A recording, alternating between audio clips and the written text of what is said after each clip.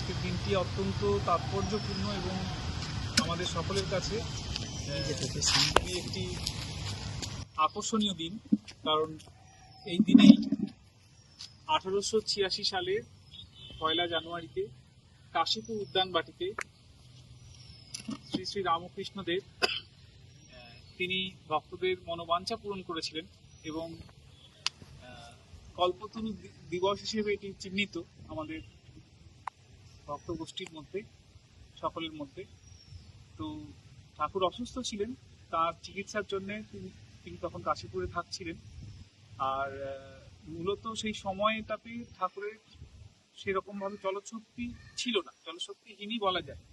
কিন্তু 86 সালের এই 1 জানুয়ারিতে তিনি একটু সুস্থ বোধ করেন। তিনি দোতলার ঘরে থাকতেন, নিচে নেমে আসেন, নেমে এসে হাঁটতে শুরু করেন বাগানের কাছে। তো তখন গিরিশচন্দ্র সামনে এগিয়ে আসে। গিরিশচন্দ্রকে দেখে জিজ্ঞেস করেন যে, তুমি যে এত কথা বলো আমার সম্পর্কে, তা তুমি আমাকে কি মনে করো? তখন গিরিশচন্দ্র উত্তর দেন যে, ব্যাস বাল্মীকি যার হত্যা করতে পারেনি, আর এই অধম তার সম্পর্কে কি বলবে?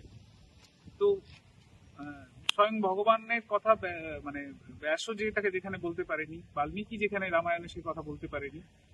তো এই কথা শুনেই ঠাকুরের গা রোমাঞ্চিত হয়ে ওঠে এবং তার সমস্ত লোমকূপ খাড়া হয়ে ওঠে। অদ্ভুত একটা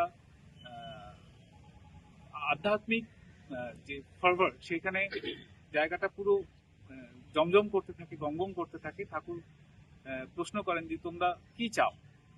তো প্রত্যেকে যার যার মনোবাঞ্ছা সে মনে মনে বলে এবং মূলত সবাই যারা ছিল সেখানে গৃহী ভক্তরাই ছিল। সন্ন্যাসী যারা পরবর্তীকালে যারা হবু সন্ন্যাসী, তারা তখন ঠাকুরের কেউ বিছানা রোদে দিচ্ছিল, কেউ অন্যান্য কাজে ব্যাপৃত ছিল, তারা বিশেষ কেউ সেখানে ছিল না।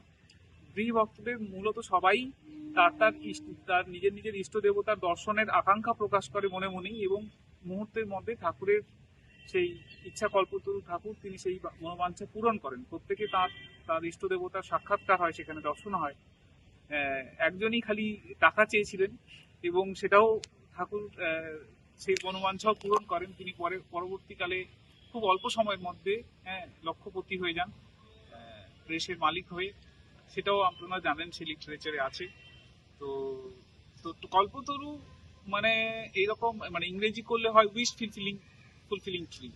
তো কল্পতরু ওরকম নয় কি যে তার সামনে যা চাইবো তাই হবে।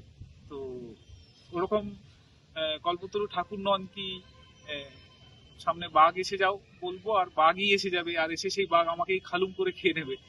তো ঠাকুর অবশ্যই মনোবাঞ্ছা পূরণ করেন, সেদিনও করেছেন, আজও করছেন। কিন্তু সেটা সেই মানুষের কল্যাণ হবে যে ধরনের মনোবাঞ্ছা পূরণ করে, সেরকম মনোবাঞ্ছাই পূরণ করেন। এবং সেই জন্যই তিনি তার এই দিনের সবচেয়ে বড় কথা সেটি বলেছিলেন যে, তোমাদের আশীর্বাদ করি, তোমাদের চৈতন্য হোক। তো চৈতন্যের সত্তা আমাদের মধ্যে রয়েছে, আমরা আমাদের সেই চৈতন্যকে উপলব্ধি করি, এটাই ঠাকুরের আশীর্বাদ ছিল এবং সেই লক্ষ্যে আমরা এগিয়ে চলেছি। তো নমস্কার, সুপ্রভাত। আজ 1 জানুয়ারি ভারতবর্ষ তথা পৃথিবীর ইতিহাসে একটি অভূতপূর্ব ঘটনা ঘটেছিল। আজকের দিনেই আমাদের প্রাণের ঠাকুর, আমাদের ঈশ্বর শ্রী রামকৃষ্ণদেব কল্পতরু হয়েছিলেন। কল্পতরু হয়ে তিনি জগৎবাসীকে আশীর্বাদ করেছিলেন, বলেছিলেন তোমাদের চৈতন্য হোক। আজ এই ঐতিহাসিক সন্ধিক্ষণ